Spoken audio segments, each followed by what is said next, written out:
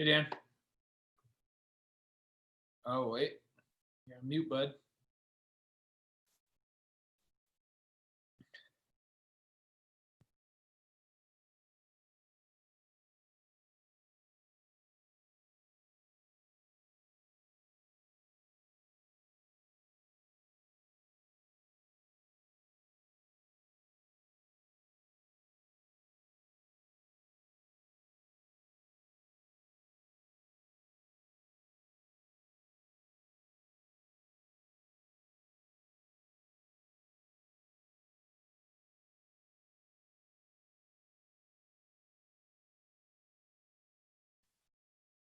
Hey, Jeff. Sorry, I didn't realize I was muted. I was going to say, as we get going, I'll go ahead and take roll as we discussed and just identify anyone else that's a guest and call out a few reminders. And yeah, I'll kind of set the stage and then hand it off to you. Okay, do you want me to call the meeting to order then? Yeah, once I do the roll, if you wouldn't mind doing that, and also identify anyone else that's as a guest. Yeah, if you want to call the meeting and then just state the time, I think we'll be good to go. Perfect. Thank you.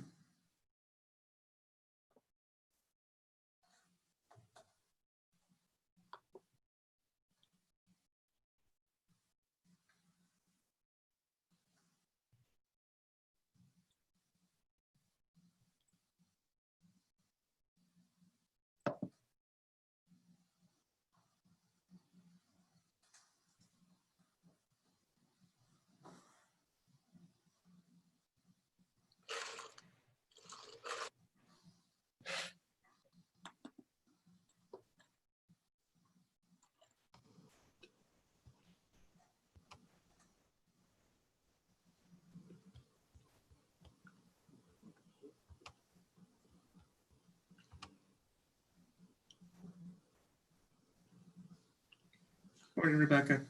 Morning, how are you? Good, how are you? I'm good. I'm on my second Zoom for the day. Wow. I know. It's too early for that. Yeah, it was a good one though.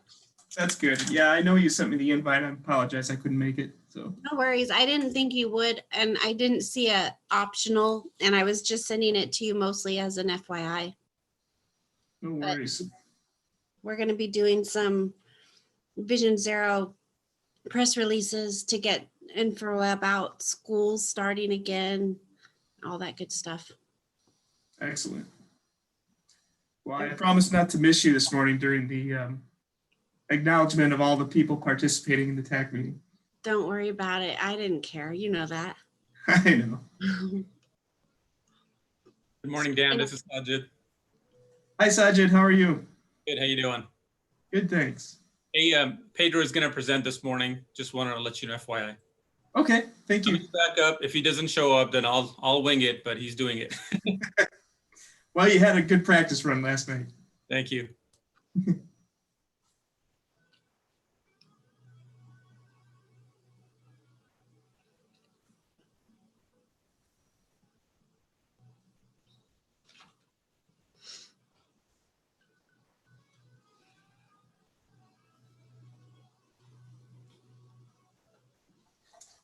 For everyone on, we're just going to give it a few minutes. Still a little bit before 9.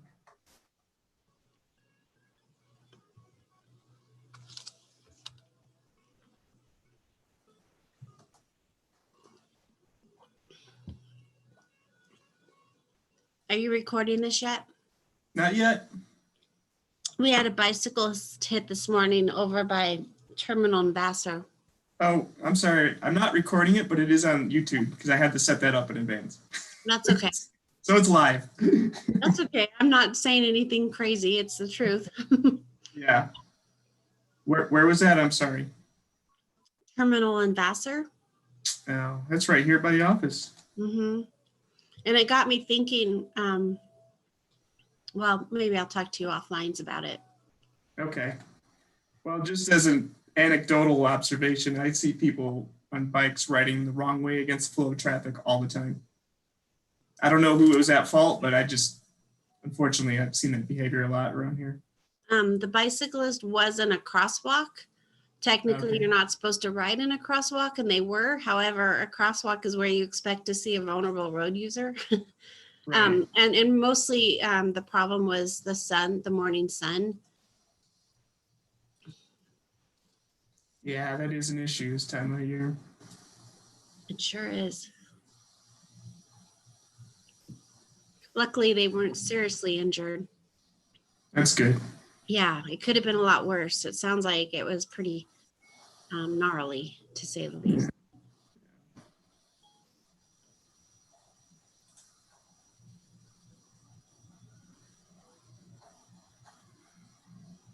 Morning, everyone. For all of you just joining, I'm going to give it a few more minutes. It's just a little bit before 9 o'clock. Just want to give people a chance to jump on here.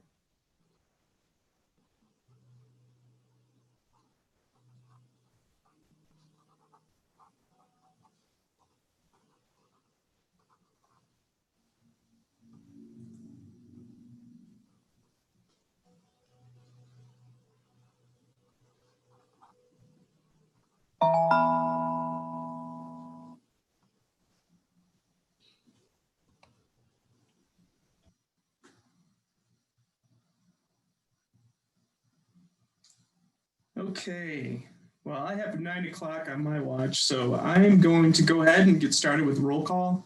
Seems like most people are in right now. And I'm also going to identify any guests we have for the record for the meeting minutes. And then I'll go over a few housekeeping rules and we'll get the meeting started. So just going off my roster, no particular order here, but I'm going to start the roll. Kevin Berry. Or do we have a representative from NDOT Planning for Kevin Berry? Okay. Moving on. Tara Smaltz. Good morning, here. Hi, Tara. Thank you. Kurt Dietrich. David Hutchinson is on for Kurt Dietrich. Thank you, David. Jeff Borkart. Here. Amber Sosa. Here. Armando Ornelas. Okay. Mitchell Fink. Here. Julie Olander.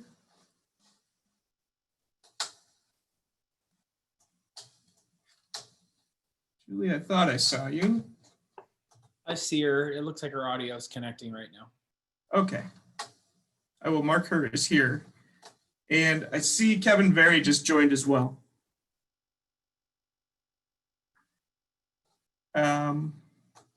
Daniel Inouye. Good morning, here. Good morning. Chris Tolley. Here. Good morning. Good morning. Scott Nebeski. Don't This see is Scott. Elaine Wiseman. I'm on for Scott. Oh, thank you, Elaine. Good morning. Good morning. Mike Boster. I'm here. Hey, Dan. Hi, Mike. Lisa Butterfield. Good morning, I'm on. And Chris Cobb from the Airport Authorities also joined the call. Great, thank you. Welcome, Chris. Enos Hahn. Yeah, here. Thank you. We do have a quorum. I'm going to go ahead and identify everyone else. And once I'm through, if I miss anyone, just please speak up and let me know.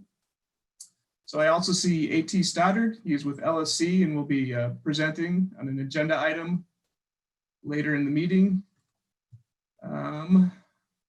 Bill Thomas with RTC. Amber Bowsmith with RTC. Dale Keller with RTC. David Carr, RTC. Jennifer Myers, RTC. Megan McPhillamy with LSC, I believe. Pedro Rodriguez with NDOT. Rebecca Capular, RTC. Sajid Suharyat. Sorry, Sajid, if I butchered your last name, but with NDOT. Stephanie Haddock, RTC. Xin Wang, RTC. And I do see a phone number. That could be someone that I already identified. So if there's anyone I missed, please let me know. Okay, hearing none. And before we get rolling here, I just want to remind everyone a couple housekeeping rules. If you could, please keep your microphones muted unless you want to speak. Just cut down on some of the background noise. And also, if you do want to comment on anything, please state your full name for the record for the minutes. That'll help with staff keep better track of who said what. And also, when you are making a motion, that would be appreciated if you could state your name as well. And with that, I'm going to turn it over to Jeff to kick off the meeting. Thank you. All right, everyone. Good morning. Jeff Borkart. I'll call this meeting to order. It is 9:04 a.m. on the August 6th on Thursday. So can we get in a motion for the approval of the agenda for item number 1? Chris Colley, Team RPA, so moved. A second? Amber Sosa, City of Sparks, second. All those in favor, say aye. Aye. Aye. Anybody Aye. opposed? All right. The agenda is approved. We'll move on to item number 2, public comment. Do we have any public comment? Dan? We did not receive any prior to the meeting. Perfect. All right, so we'll move on to item number 3, which is approval of the June 3rd, 2020 minutes. Does anyone want to make a motion on that?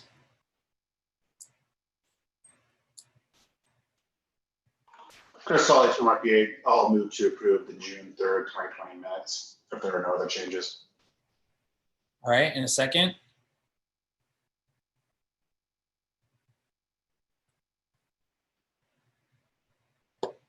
Anybody want a second approval of the minutes? Daniel Inoue, Washoe County Health District, I'll second. Perfect. All those in favor say aye. Aye. You are first to respond. I'm not sure what that was, but I will abstain. I wasn't here for the June 3rd minutes.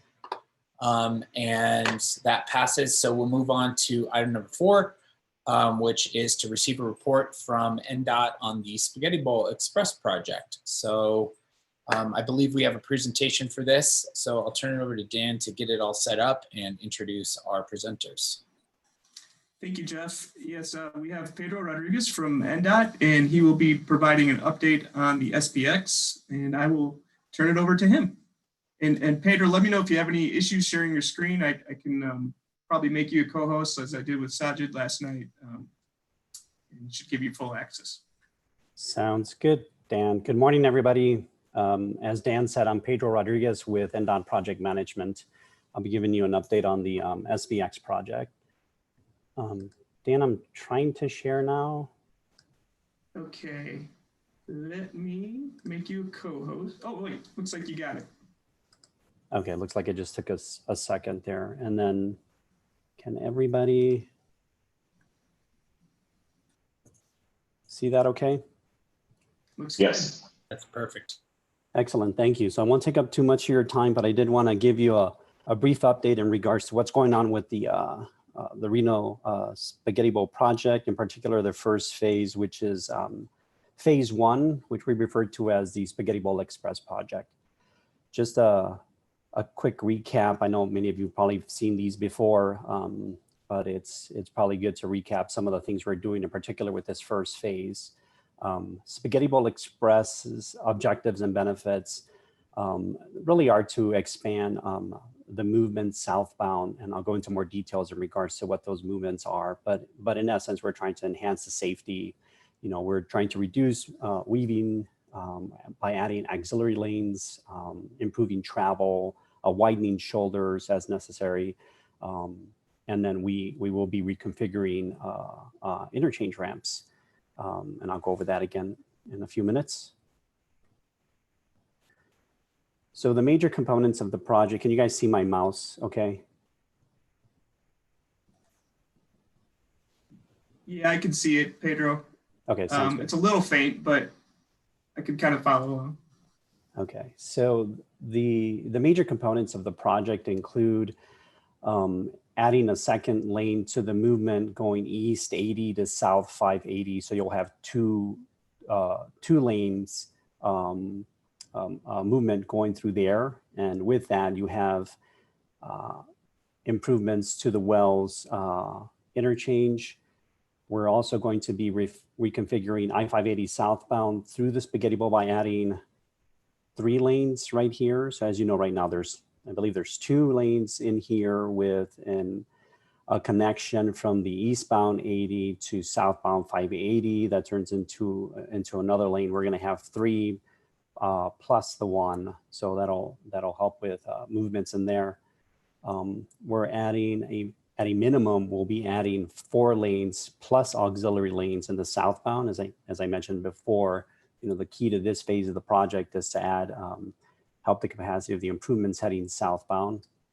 We're replacing or retrofitting about 7 bridges, and I'll go over those in a little bit.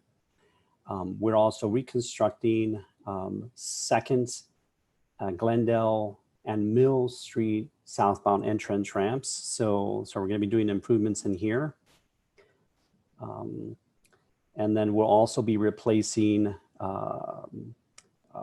some of the improvements, pavement rehabilitation in there for the northbound 580 as well, between Mill and Kitsky.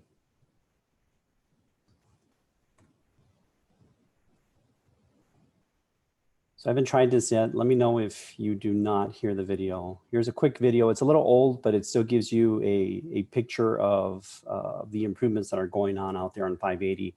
Since this is a design build project, we are working through the design as we progress. But the video, again, gives you a good depiction of what's going on out there.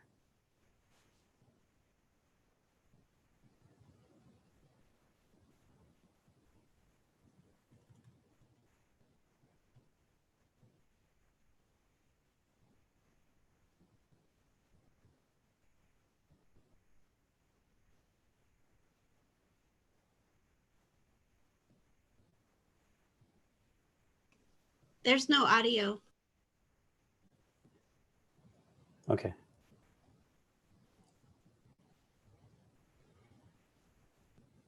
Let me pause it there for a second. Was anybody able to hear the audio? I don't believe so, Pedro.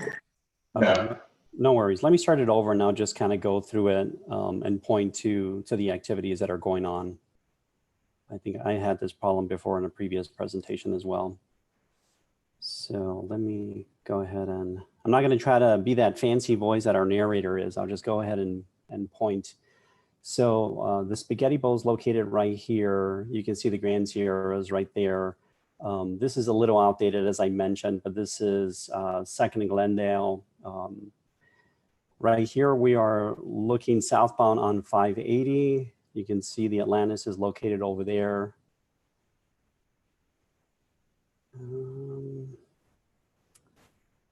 And then here's I-80, and south is over here. This is 580. So the major one of the major improvements we're adding here is that second lane off ramp that's going on to 580.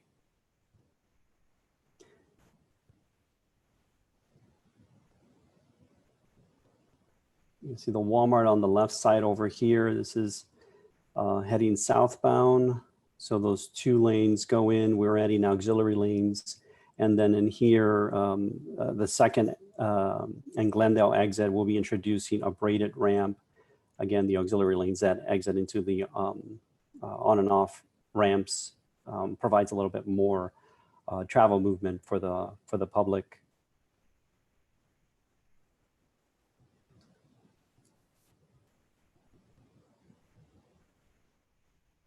And here's another view of that braided ramp. As I mentioned before, the design is being completed. This is a little outdated, but we are working through finalizing that, and we are engaging the Reno Sparks Indian Colony in conversations in regards to that as well.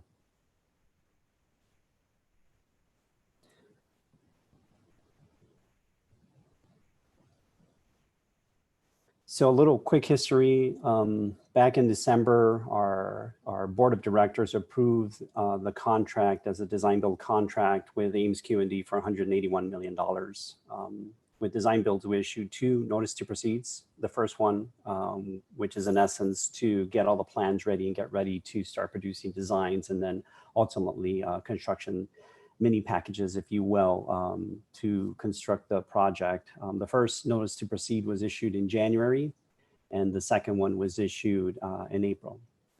We anticipate that the construction activities are going to begin here in a couple weeks, mid-August, and we still anticipate to be substantially complete with the project by late 2022. The teams that are included as part of the design build project include the contractor, which is a joint venture between Ames Construction and Q&D Construction.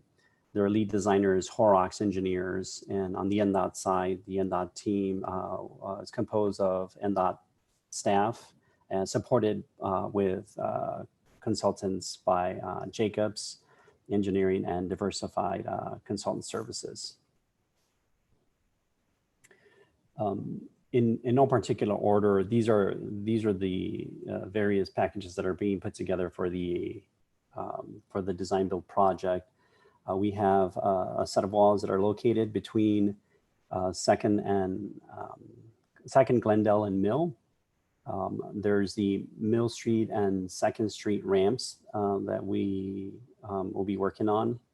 That's its own; those will be their own package.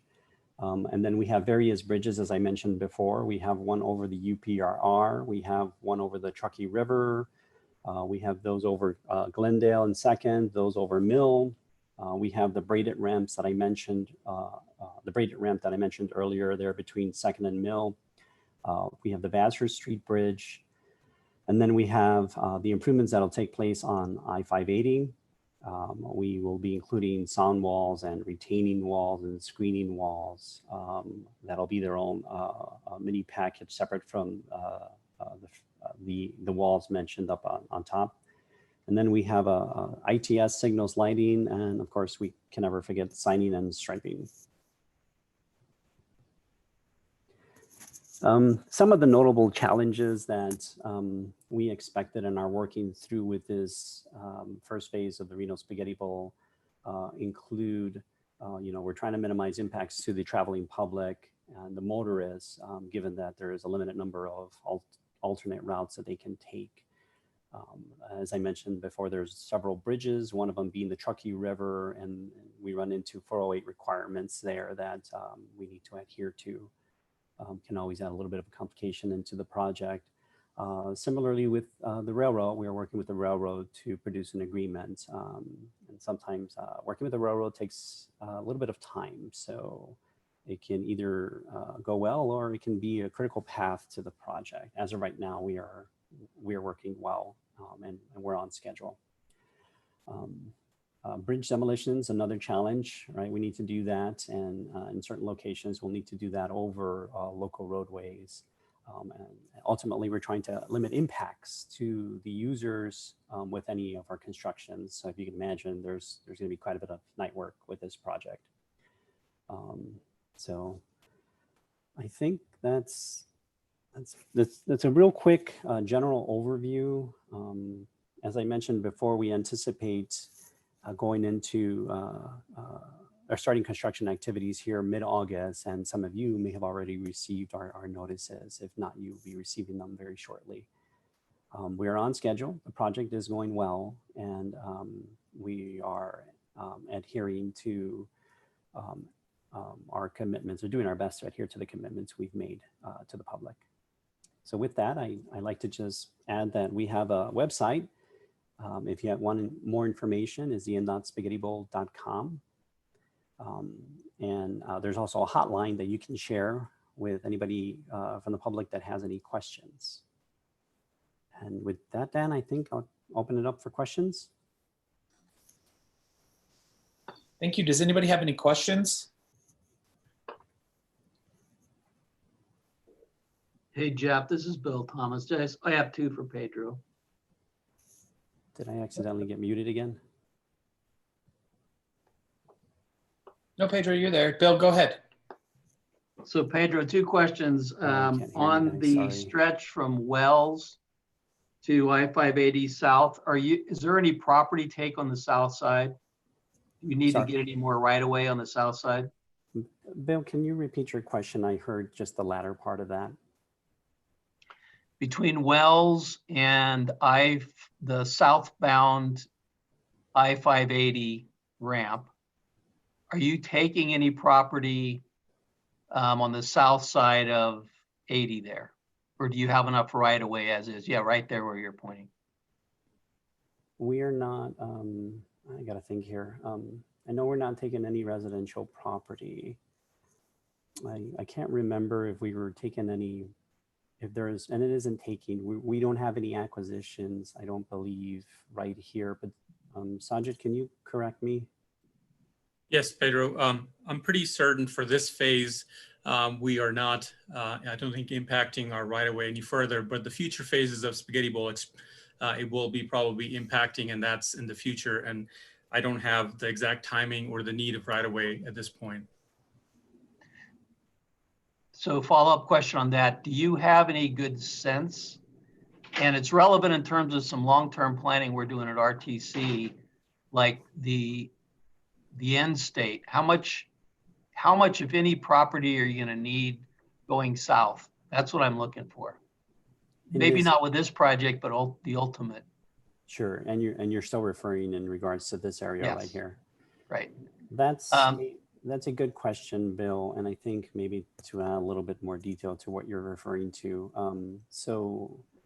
One of the things that came out of our environmental is a preliminary design, if you will, that was shared with the public that identified this movement here, adding the 2 lanes that was a little further south than what we received as a from the proposer, Ames QND.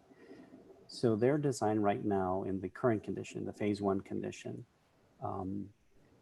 we're able to minimize the impacts right here, but in the ultimate condition, right, which is what I believe Bill is referring to, there's an additional ramp that's going to be necessary in here that I believe does this movement. So it heads to the east and then it goes back up. And I could be wrong there, but there is another movement in there that may impact properties within this area. As of right now, Bill, I don't know what those impacts are, but I do know that we are working to identify what the ultimate impacts would be there. As soon as you have something, that would be really helpful to us.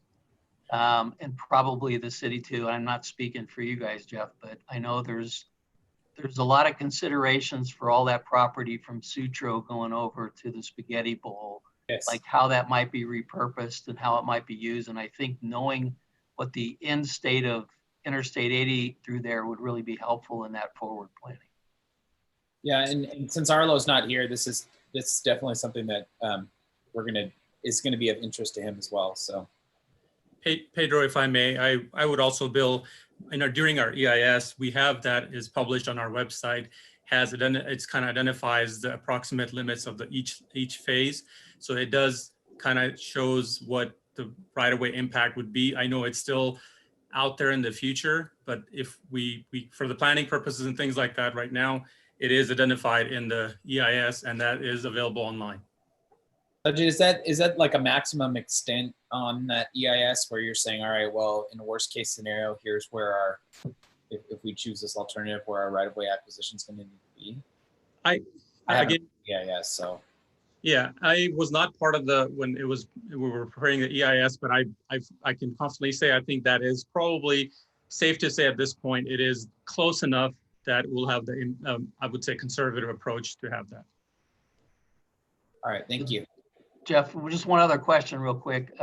So on the realignment of Glendale, where you pass Glendale and then you circle back to the north, it looks like some residual property left over on the inside of that ramp, which I assume is going to be on that property, that long, narrow piece of property that's been vacant forever, right next to the colony between I-580 and the colony. Is there any plan or thoughts about what happens with that property or anything that would tell us how big that is? So And let me be clear, like why I'm asking all these questions. We know at Sure. some point in the future, our Villanova facility has to be removed. And we're trying to be, advanced thinking about where would we put it. And I'm just trying to look at opportunities that make sense in terms of relocating our Villanova bus maintenance facility. And it's always good to look into the future. I agree with you. And that's a great question. So so what you're referring to is this exit right here. So there's an exit here, and then there's an entrance that'll go like this, and then there's another exit that goes like this. This exit and this entrance, it's really difficult to see on here, but those will braid. So we are maximizing the use of this for various components. For instance, the loop in here and other portions in here will include LNA themes, LNA items, and our theme is, much of our theme was discussed with the RSIC colony. We're going to adhere to those items. And then a good portion of the remaining amount is going to be filled with water quality basins. Being so close to the river, this was a great opportunity for us to be able to introduce these basins to make sure that we adhere to water quality requirements. Okay, so I'm going to take that, sorry to take too much time here, Jeff, but I'm going to take that as that property has a use, the inside piece.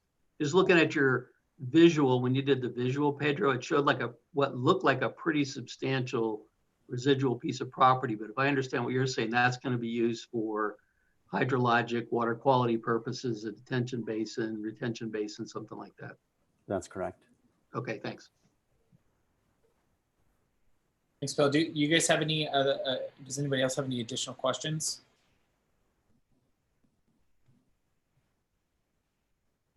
No?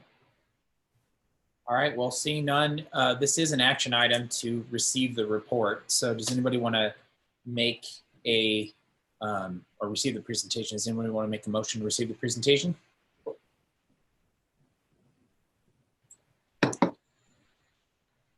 This is Amber Sosa from the City Sparks. I'll make the motion to receive the presentation.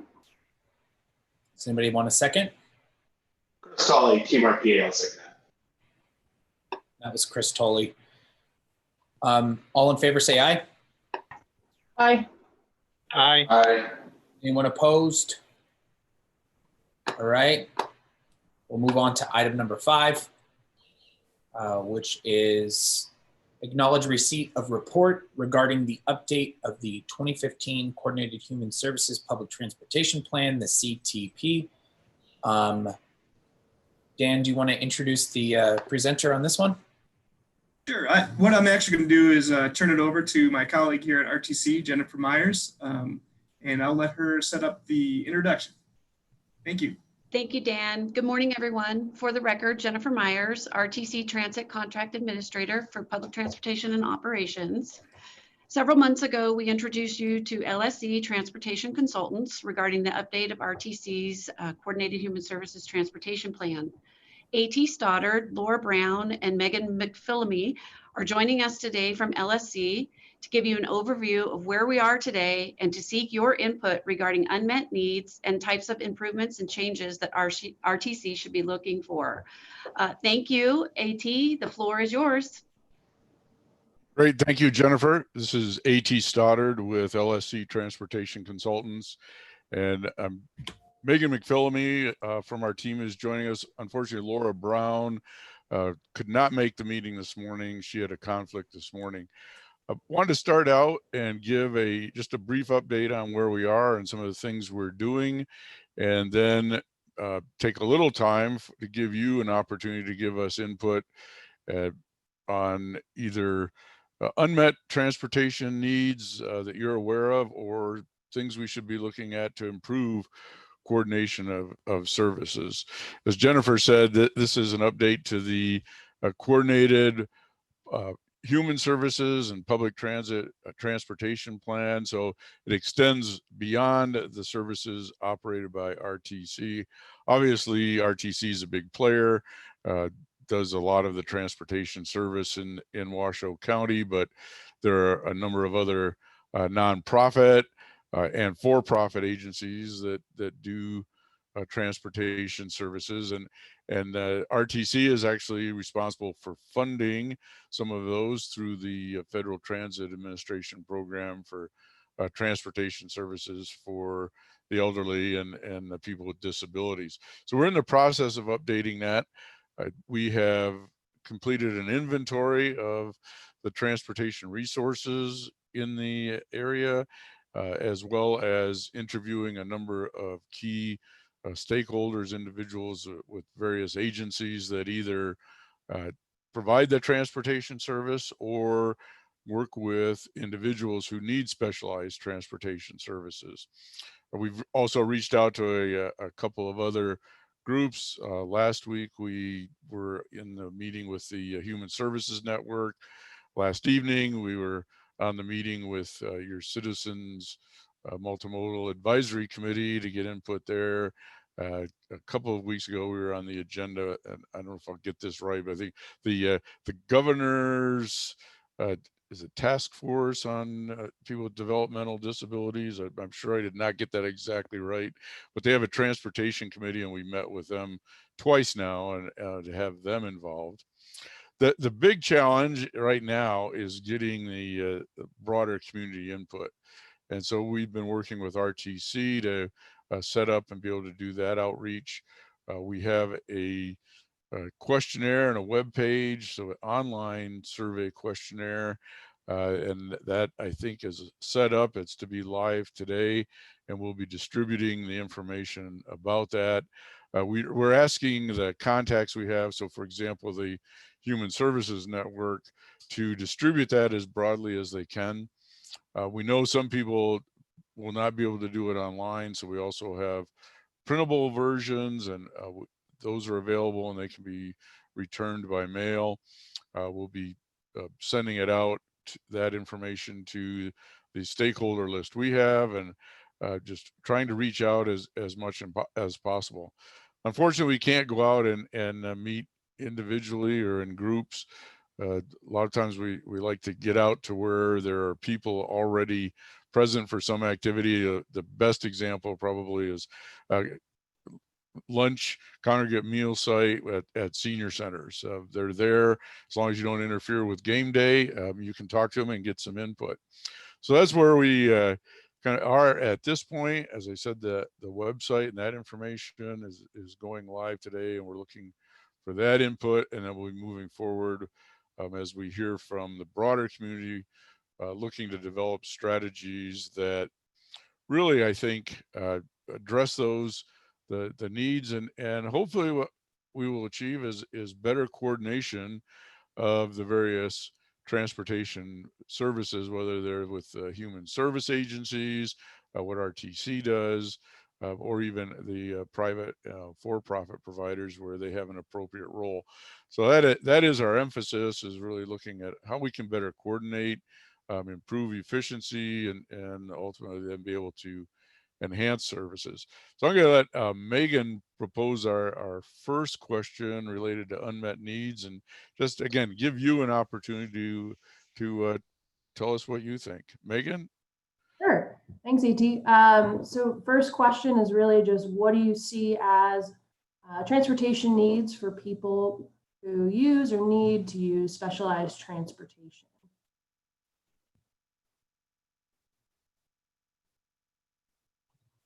Does anyone want to jump in first?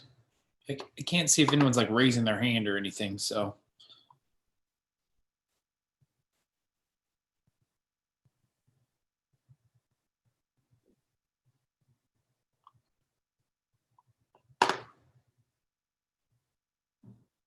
It's fairly silent, guys.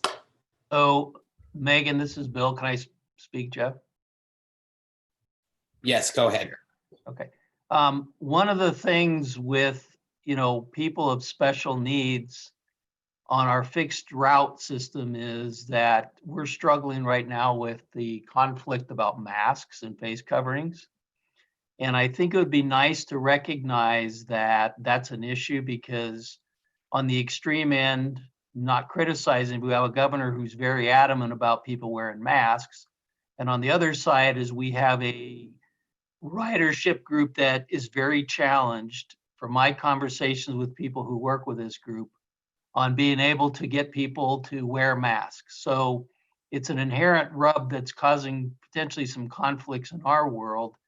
And it would be nice to capture that somehow. And I don't know how other people are doing these kind of plans during COVID, but that's like a COVID related thing. But it does show, to me, a challenge we have going forward, which is we have to figure out how to get people back on the bus, regardless of who they are, because we've lost ridership significantly out of fear of being safe on public transit. So we are challenged by getting more people to ride the bus, which may or may not be helped by using our fixed route systems as the source of transportation for people who are challenged. So that leads me to a conclusion that maybe we need to explore, and maybe somebody from RTC will kick me when we're off of this, but maybe some more flexible system to deal with individuals who have special needs than to try to get them onto the fixed route system, where it's a lot less individually tailored in terms of how it can respond.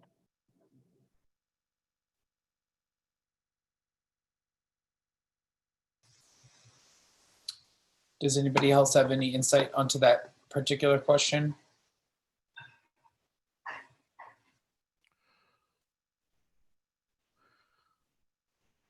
No? Yeah, this is AT Stoddard again. It sounds like maybe not at this point. I'd like to just kind of take that though as a segue to our second question, and that is, any thoughts people might have on how we improve coordination of the services or do things to meet those needs. And what we just heard is, I'd say, is one of those, just exploring more flexible services as something we ought to be looking at. But just again, give the opportunity if people have thoughts on what other strategies or things we might consider evaluating at this point to improve the coordination of all the various transportation programs and maybe help meet additional needs. So again, just leave that open if anybody has input for that.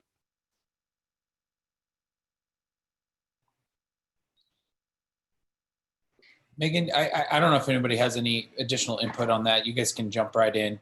But if not, Megan, do you want to move on to your second question?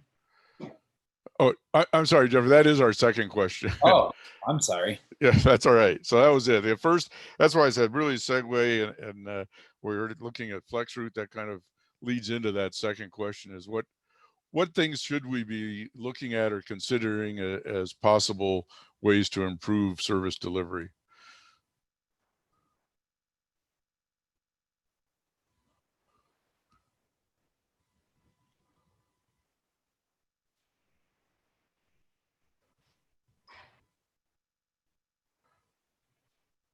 Does anybody have any insight on that one? To be the only one to talk, but I think this would be a good opportunity, AT, to capture the fact that there's a real rub going on to answer that question at the federal level. And that is that in order to be responsive and flexible, we need the ability to have third parties and perhaps public-private providers.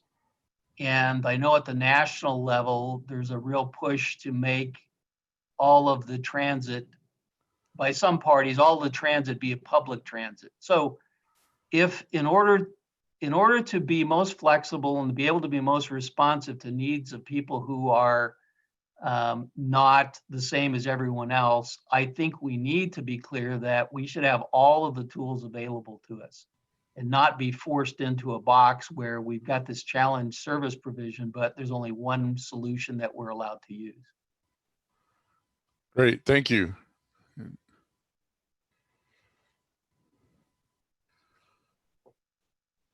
But Jeffrey, again, AT Stoddard, we don't want to use up a lot of your time on your agenda, but wanted to provide the opportunity, and certainly people can send us any thoughts or input they may have as we move forward. But again, appreciate the opportunity to be on your agenda to give you the update and hear from those who have an interest or ideas of things we could look at. And I'm sure we'll be back giving you updates as we start getting this plan put together. So thank you for the time.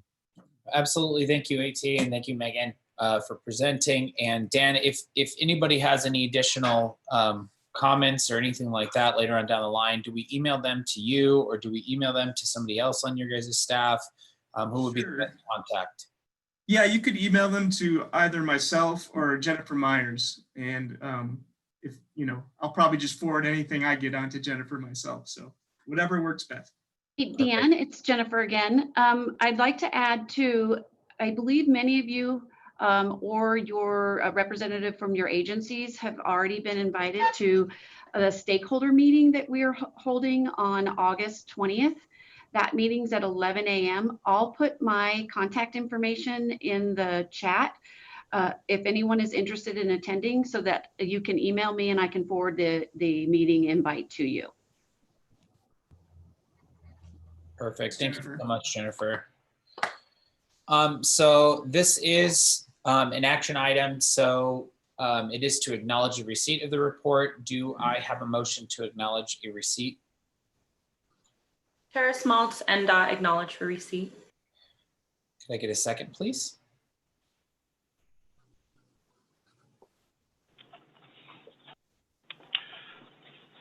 Daniel Inoue, Washoe County Health District, second. Thank you, Daniel. All those in favor say aye. Aye. Aye. Perfect. All right, we'll move on to item number 6. And thank you again, AT and Megan. I appreciate it. Item number 6 is acknowledge receipt of a report on an update of the Vision Zero Truckee Meadows Task Force. And we have a presentation. It looks like I got it. It's all up and running. Who's going to be presenting this one? Jeff, I'm going to turn this over to Rebecca Capular at RTC, who is one of our very active members in the Vision Zero Truckee Meadows Task Force. Excellent, Rebecca. Take it away. Thanks, Dan. Thanks, Jeff. And just for the record, a lot of folks that are on this meeting are also Vision Zero Task Force members. So feel free to chime in if you'd like to, if I missed something. And because some of this is a refresher, I'm not going to spend a lot of time on it, but I'm happy to stay and answer questions that might come up. Just as a refresher, the Vision Zero Task Force has been meeting about, well, a little over 2 years now, and we are a regional task force, and our mission is to reduce the number of fatalities of vulnerable road users, specifically pedestrians. And our ultimate goal is to have 0 pedestrian fatalities by the year 2030. We know that's going to be very challenging. And through our partnership, we hope to, if nothing else, reduce the severity of crashes and injuries with pedestrians by learning from what happens at each crash and not placing blame, and using it as a tool to evaluate data to help us move forward and make our region safer. As you're well aware, we do have an action plan, and that is available to be viewed on our website, which is visionzerotruckeemeadows.com. It's under the safety in action. We also have a lot of different plans that are saved on there, like the Complete Streets Plan, Master Plan, the Bicycle Pedestrian Master Plan. We have a lot of our corridor studies mentioned. So there's a wealth of information on that website.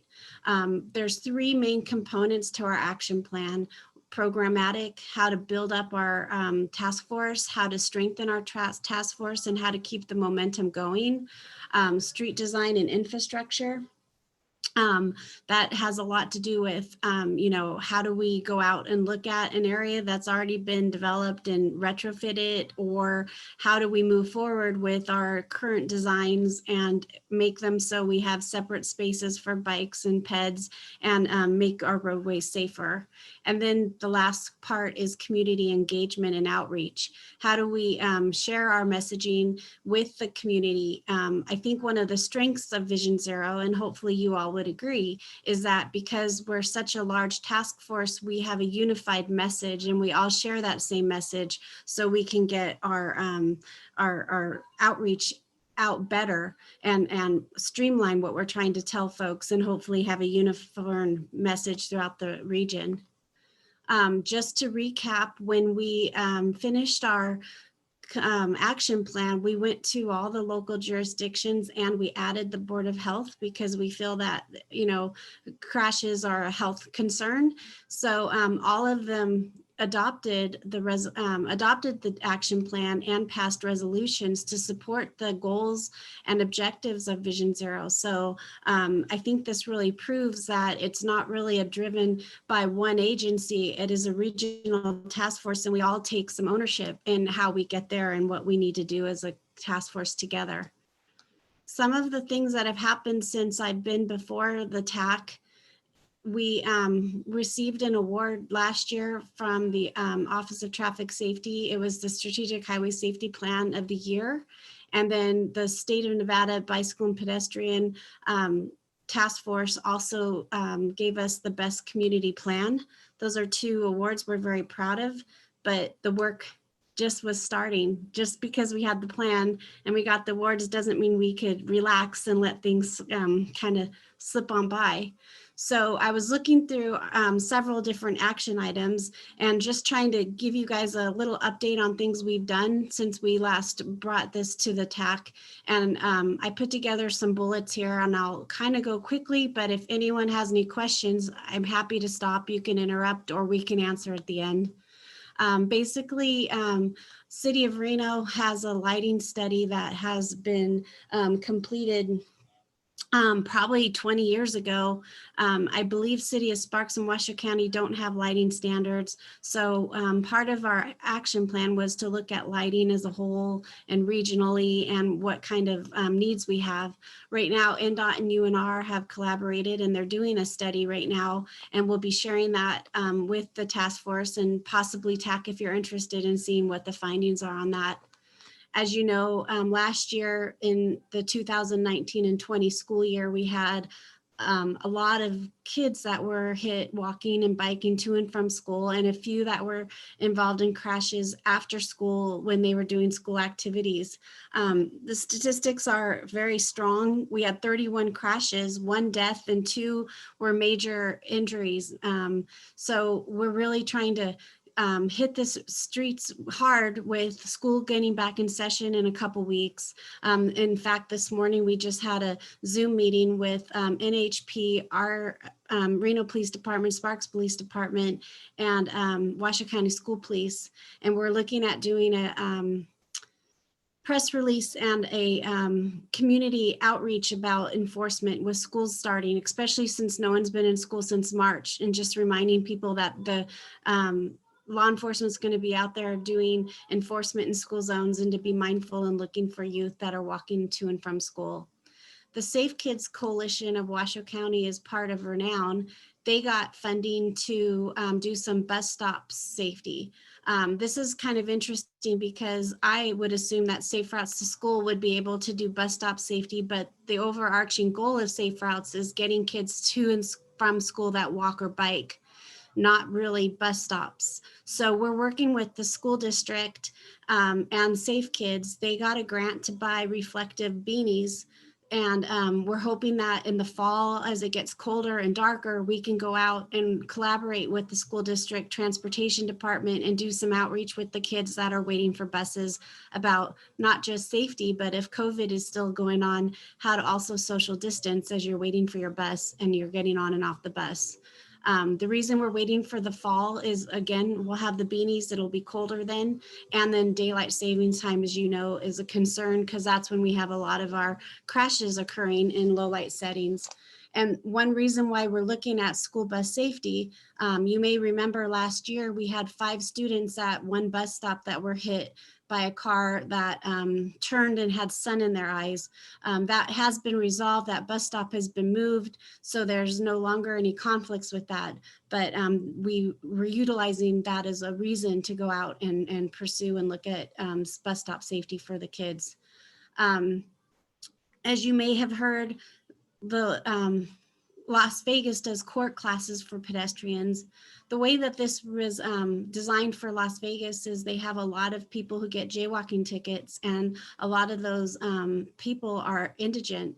And basically when they get a ticket for jaywalking, they're getting a warrant for their arrest because they have no means to pay that. So Erin Breen with the Vulnerable Road User Program at the UNLV, she started putting together court classes. The courts let pedestrians go to these classes. They're 3 hours long, and they get to waive their fee for the ticket. And drivers who get tickets, I believe in Vegas, when all is said and done after court and paying their fine, it's about $475 for a ticket for not yielding to a pedestrian. They're allowed to take the class. They get everything waived off their record, and they pay $100. And that money goes to sustain the classes. So we're working with the city of Reno. We got interest from the city attorney, Carl Hall, who then reached out to the Chief Justice Zimmerman, and they're all in favor of it. So now we're trying to figure out the what's and the how's and the who's if we can do something like that here. If anybody on the TAC wants to be a part of that, let me know, and I'd be happy to add you and get you on board with us. Education to drivers is really important, and the card that shows on this slide is an example of what the Reno Police Department are doing. We put together this, it's about a Post-it size. It's not very big because a lot of the officers that give motorist tickets are on motorcycles, and so they don't have a lot of space to carry a big flyer. So we wanted to give them something to educate drivers, and you were speeding, you weren't doing this or that. Here's your ticket, but here's some education. So these are in English and Spanish, and they're being paid for through a grant from OTS to REMSA, and we got the Vision Zero information on there. So that's a really great education component. As you know, we have a component on our website to report near misses. If you go to the visionzerotruckymeadows.com website and/or contact us, there's a platform for that. We haven't had a lot recently. We did get one about a week and a half ago from a bicyclist that was almost hit on 9th Street. But that's a really great platform for the community to share with us areas of concern, especially if we can get them to report a near miss before it becomes a crash, and we can see if there's trends in the community. The Vision Zero Task Force heard from RTC on the 2050 Regional Transportation Plan. They gave input on corridors and safety projects. Vision Zero is also part of a downtown coordination plan. We're looking at connectivity and some safety improvements in the downtown area for bikes and peds, and so is NDOT. They're doing a study on 4th Street. And then the other thing that Vision Zero does is we evaluate pedestrian versus vehicle crashes. Between January 1st and June 30th of this year, we've had 8 pedestrian fatalities, which is the same as last year. Because we focus highly on pedestrian safety, I didn't add this to the slide, but we have had 2 bicycle fatalities. Last year at the same time, we only had 1. So that is up 100%, with it being such a small number. And I guess it's important to point out, we did have another bicycle versus vehicle today crash this morning. It was on Terminal near Vassar. There's been a lot of crashes in that area, and that's something that we might want to look at. I don't know if it's speeding or what the issues are, but we should actually really look at that data because we had some issues in that area. And then the last slide I have on some of the areas that we're currently looking at is UNR has a safety grant. It's going to start in September, and James Weston with RTC is the project manager for that. But we've also partnered with UNR recently, and they did some data collection out on Veterans and Miraloma Parkway to count how many bicycles and pedestrians were out there. This was just like a week old, so we don't have that data yet, but we're all very interested to see what kind of movements there were for bikes and peds. And then our next task force meeting is a week from today at 3 o'clock, which you're all invited to. If you want to go, just let me know. But we are going to have some type of discussion about, recently there's been 2 pedestrian fatalities on Pyramid Highway. And that's those 8 pedestrian fatalities I mentioned didn't include one of them because that one was just in July. So we will be discussing that and trying to talk about as a task force what we need to do and how we move forward. But I also want to tell you, we do some celebrations. The Edwards family, I don't know if you're familiar with them, but in June 6th of 2019, the dad and his daughter were crossing this crosswalk on Carrot in South Reno, and they were struck by a vehicle, and both of them have had a lot of injuries, surgeries, and it's been a really challenge for them to get moving forward. So they had an event where the community came out and supported them to conquer their fear. And they, as you can see, the Reno Fire Department was there, Police Department, RIMSA, Vision Zero Task Force members. It was just a groundswelling of support to help them cross the street again for the first time since that crash. And it's great to see that, you know, through a lot of our tragic issues with crashes, there are some good things that come out of it. So with that, I'm happy to answer any questions you might have or hear from you on issues you might think that the task force should discuss or talk about, or the floor is open. So anything you guys want to ask me is good. Thanks a lot, Rebecca. Does anybody have any questions on this one?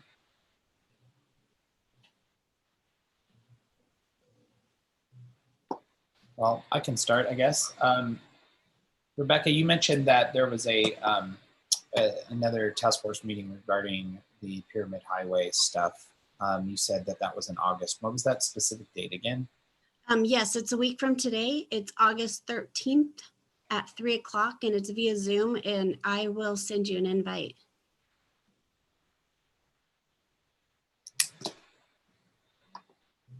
Rebecca, this is Amber Sosa from the City of Sparks. Could you please also send me that invite? Yeah, I'm working on the agenda. And when I send the agenda out, I'm hoping it'll go out Monday or Tuesday, but I'll make sure it's on your calendar. Thank you. You're welcome. And if you have anything for that agenda, let me know. I'll be happy to put it on as well. You mentioned that at least 2 of those were as a result of people that had sun in their eyes when they were driving. Yes. And you guys are doing planning that helps as a result of locating bus stops or things like that. Can you describe that a little bit more about, you know, how you prevent issues with people that have sun in their eyes at specific times of the day? You know, Jeff, that's a great question. And we just were on a call this morning with NHPRPD, City of Reno, Washoe County, talking about that, because it's not realistic to say, oh, wow, the sun's bright, we can't drive, we have to sit here, you know. But there is a law that talks about due diligence for drivers, and they have to drive a speed that's reasonable for safety. So we are putting together some press releases that will go out with the Vision Zero Task Force within the next couple weeks about school safety, because that's been a big concern, and a lot of those crashes have happened because of that. And we're going to remind drivers that, you know, that's not an excuse. If you can't see, you need to slow down. And as you know, speed kills. So if you're going faster and you hit a pedestrian, the likelihood of survival is a lot lower than if you're going slower. The issue in Sun Valley where those 5 students were hit, it was a very large bus stop of students who got on the bus at that area. And they kind of had a swelling and got over the sidewalk into the street. So when the driver turned, the kids were into the street, hit them. They were not seriously hurt.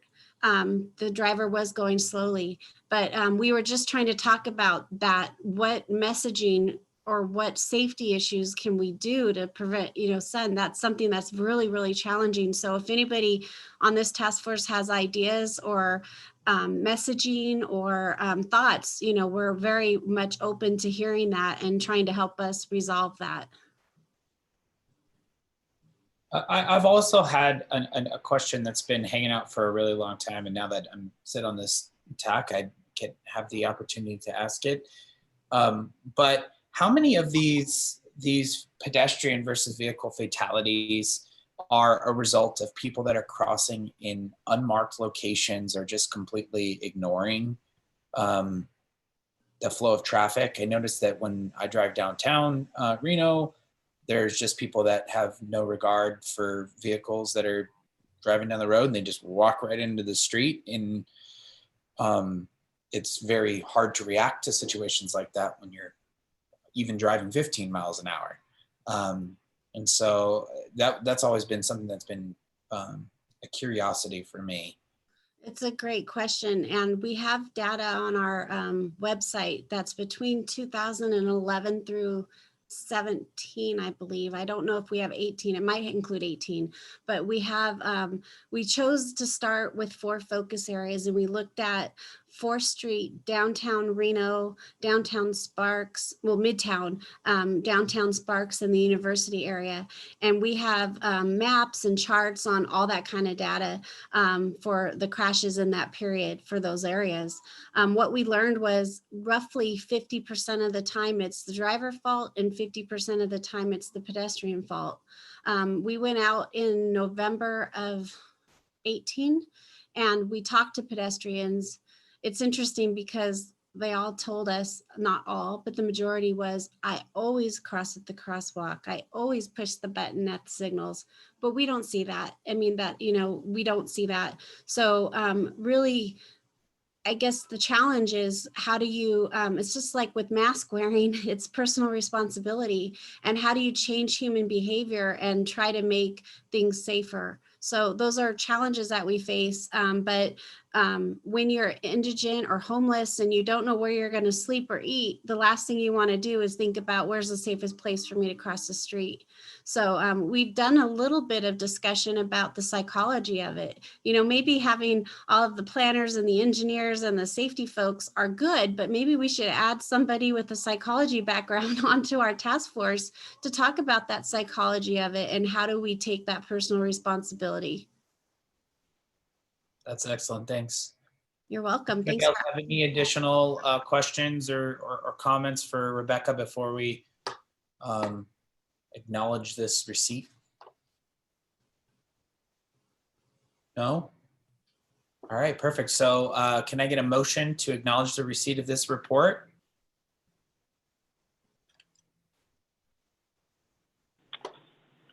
Daniel Inoue, Washoe County Health District, so moved.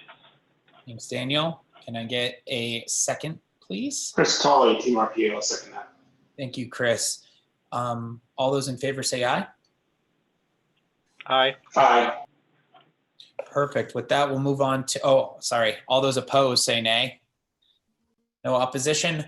With that, we'll move on to item number 7, which is development updates.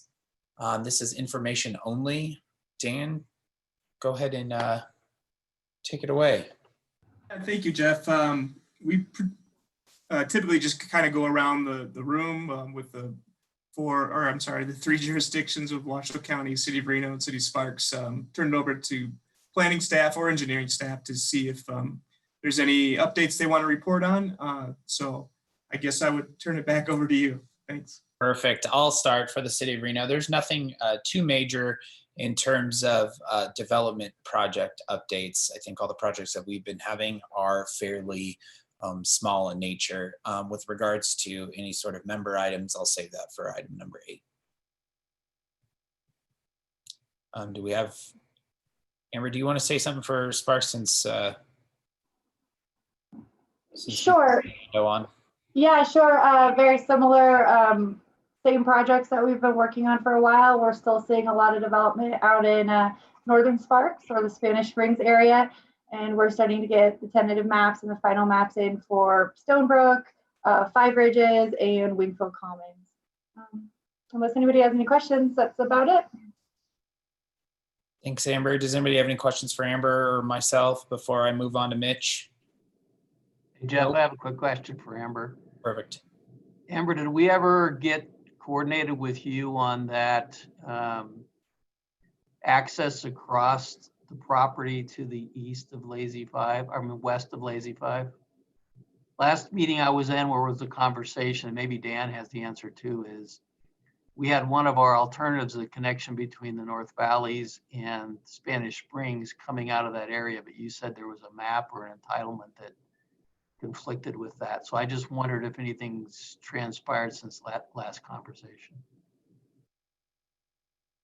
Not to my knowledge, and I could be wrong here, but it's not necessarily that there's conflicts. It's just some of those alignments could be harder than others, is the way that I understand it.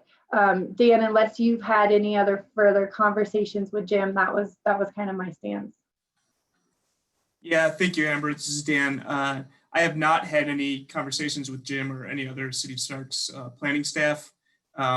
And without going too off topic, we are currently, this is in regards to the Eagle Canyon extension study, and we are currently working to consolidate some of those proposed to bring back to the TAC, the Eagle Canyon TAC, with a little more refined alternatives and some additional information. Dan, on that topic, is there anything else that you need from us right now to move that forward? I don't think at the moment, but we can have an offline conversation. But if there's any additional information that you or staff want to provide directly to me, I'm available anytime. Okay, let's chat offline. Okay, thanks, Amber. Perfect. Thanks, guys. Mitch, did the county have anything of note in terms of development projects? Ladera Ranch Phase 2 was approved, 294 homes out in Sun Valley. And then we have continued subdivisions moving forward in Cold Springs as well as Spanish Springs. Perfect. Thank you so much. Does anybody have any questions for Mitch on any county related items? Perfect. So we'll move on to item number 8. We'll just go down the list. And since I'm here for City of Reno, I have an announcement on our zoning code. We're doing a comprehensive zoning code update. I encourage everybody to take a look at that. You can go to reno.gov/zoning. We have a list of our meeting dates that we're going to be doing. We're going to be doing several public workshops and planning commission meetings and city council meetings. We're taking the code in chunks because it is practically a complete rewrite of our code. It is, we've made some substantial changes in other spots and minor changes in other spots, and then we're saving some of the other big picture items for future work that needs a little bit more fine-tooth comb. So that's of interest to everybody. You guys can take a look at that. Once again, it's reno.gov/zoning. And I know there's some updates on our from our traffic folks. David, if you want to give an update for Kurt, since he's unable to be here today. Hi, David Hutchinson, City of Reno. We've been working with NDOT on a TAA set-aside grant for the installation of 3 radar speed feedback signs and 3 pedestrian flasher systems. The agreement has been fully executed, so we're just waiting on notice to proceed from FHWA. We're also working with Renown for some donated pedestrian flasher systems. We're currently getting everything finalized with that. I know that Washoe County and Sparks will also be installing some of those systems. That's the only update I have. Perfect. Thank you, David. Thanks. We will move on to the Reno Tahoe Airport Authority. You guys have any updates? Hi, this is Lissa. Yeah, I do. Not project updates, just personnel updates. So Chris Cobb was on the start of this call. He had to step out for another meeting, but I did want to introduce him. He's our new manager of engineering and construction. and might be attending some of these meetings going forward. He joined us in late March, just as we started working from home. It was kind of a very awkward experience for him, but he's managed to fit in really well. He's previously worked for both the City of Sparks and the Washoe County School District, so some of you may already know him. So this was his first TAC meeting, but he will attend some additional going forward. Additionally, our new president CEO started this week at the Airport Authority. Darren Griffin is an accredited airport executive and a graduate of Embry-Riddle. He's got 30 years of airport experience. We're really looking forward to what he's going to bring to our airport authority. His last 16 years have been with the Port of Portland and working with Portland International as well as their GA airport. So it's going to bring some new skill sets, new experience, and hopefully some new ideas to the airport. And if you see him in the community, please welcome him. He relocated here with his wife and his 3 children. And that's all I have. Thank you. Perfect. I look forward to asking him about the old Portland carpet and why they changed it. Oh, that's probably going to be the most common question he gets Sure. for anyone who's traveled through. Let's go to the City of Sparks. Amber, do you want to say something? The only thing that I will piggyback on what David said is that the City of Sparks is also working with Renown on a donation for 2 RFP systems that we've identified near 2 schools, near Robert Mitchell and near Lincoln Park, to help the kiddos get to school. And other than that, I think I'm good. Perfect, thanks. Do we have anything from FHWA? I don't have any updates at this time. Perfect. What about Washoe County? This is Mitch Fink with Washoe County. Just again, piggybacking with City of Sparks and Reno, working with Renown for the rapid flashers in the school zones. Perfect. Do we have anybody from AQMD here? Yes, this is Daniel Inoue with Air Quality Management.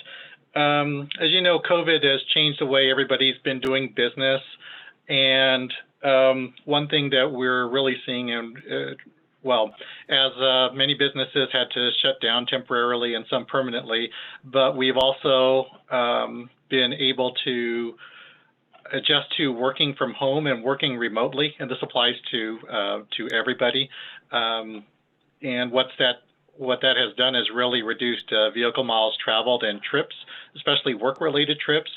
So as we continue to recover, we'd still like to see the different jurisdictions or businesses do what they can to incorporate working remotely as much as possible in the future. It's something that we've been pushing through our Ozone Advanced program. It came suddenly and unexpected, but as we start to recover, I'd like to encourage the jurisdictions to incorporate that into their plans moving forward. Thank you, Jeff. Perfect, thank you. I may hit you up for some data because we're doing some roundtable discussions on the impacts of COVID on overall planning. So I may have to ask you about all that stuff. Absolutely. Thank you. Do you guys have any updates?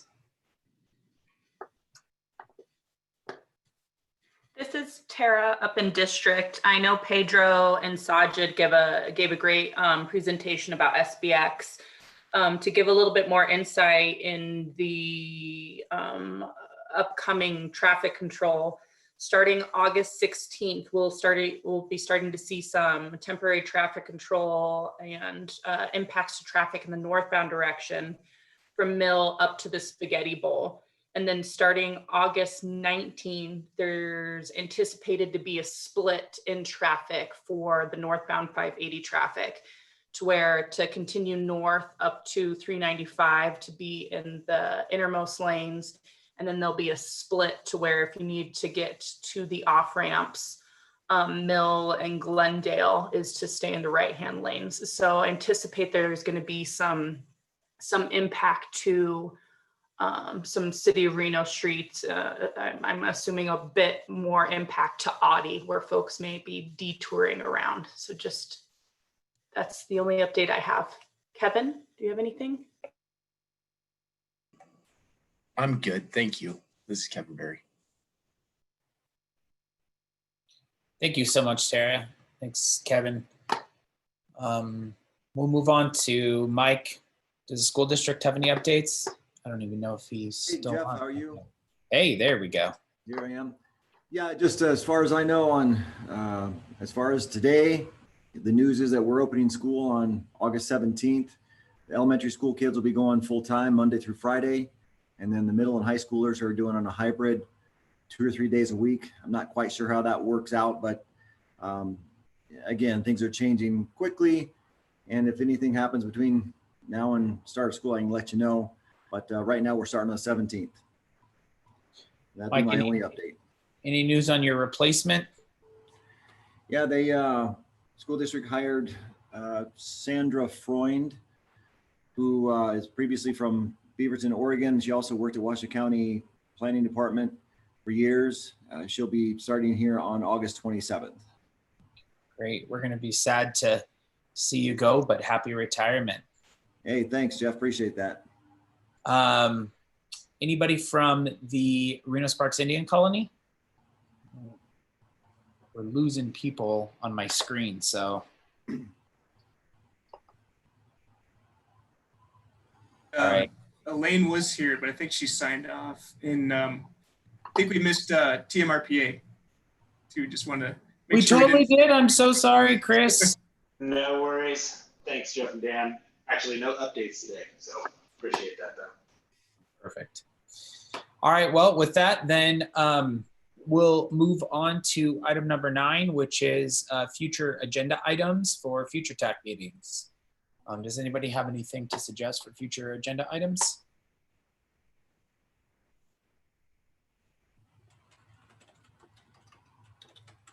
Nothing? Perfect. Well, I'm sure Dan and team can drum up some items for the next TAC meeting. There's always something going on. Since there was no items, do we have to take action on this, Dan? We do not. And if anyone does have anything that this is Dan, if anyone does have anything that they think of after the meeting or after the fact, feel free to just email me directly. Thank you. Perfect. And then item number 10, RTC staff items. Do you guys have any announcements or staff items for us? This is Dan again. I do not, but I will defer to any of my RTC colleagues that are on the line. This is Doug Malloy in engineering. I don't have anything specifically to report, but back to the last item, I certainly think we can probably come to present to the TAC on some of the major projects that we might be we're working on currently. I'm sure I can start putting some of those together, monthly as you guys meet. I'll work with Dan. Thanks. Perfect. Actually, going back to agenda item 9, I remember not this meeting, but the last meeting, Armando had some items that he wanted to see changed on the bylaws. And I don't know if those were ever changed to be brought back, but it was with specific reference to air quality. So I don't know if it's something that we need to do during the next round or. Yeah, and if you recall, we did bring the revised bylaws as motion, as amended to our RTC board, with the exception that was called out, and I forget the exact number, but we did not change the one section that Armando and some of the other TAC members had a little reservations with. So everything else was approved by this body, but we did talk about revisiting that one section. So we could certainly bring that back if that is of interest to the group. I don't know if it needs to be at the next meeting, but that's just something that I remember and recall that was just hanging out there. So. Yeah, thank you for bringing that up, and we can certainly bring that back. All right. if nobody else has any other RTC related items, we'll move on to item number 11, which is public comment. Did we get any other additional public comment while the meeting was going on, Dan? Not receive any. Perfect. All right, then we'll move on to item number 12, which is adjournment. Does anybody want to make a motion to adjourn? Chris Colley, Team RPA, so moved. Perfect. Amber Sosa, City of Sparks, second. Thank you, Amber. All right, all those in favor say aye. Aye. Aye. Does anybody want to stay on this meeting forever? Perfect. All right, then we'll adjourn. This meeting's adjourned. It is 10:18. Thank you so much. Have a good day. Thank you. Thank you. Thank you, everyone. Take care.